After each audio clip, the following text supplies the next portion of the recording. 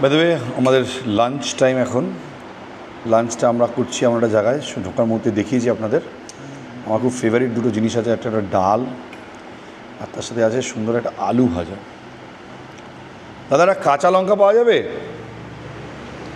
কাঁচা লঙ্কা, হ্যাঁ আচ্ছা, থ্যাংক ইউ থ্যাংক ইউ। আর তার সাথে এসছে দেশি চিকেন। বাবলুদা আজকে যেরকম আশা করেছিলাম ঠিক সেরকম একটা জায়গায় নিয়ে এসছে। আমার বিশাল এলাহি রেস্তোরাঁতে খেতে কোনোদিনই খুব একটা ইন্টারেস্ট ছিল না। আমি একটু গ্রাম্য টাইপের মানুষ, গ্রাম বাংলার পরিবেশ ভালোবাসি। ছোটোবেলায় বাবা যখন মাঠঘাট আর ওই একটা বাড়ি ওইখানে তাল গাছ, বর্ডার লাইন দিয়ে একটা হরাইজন্টাল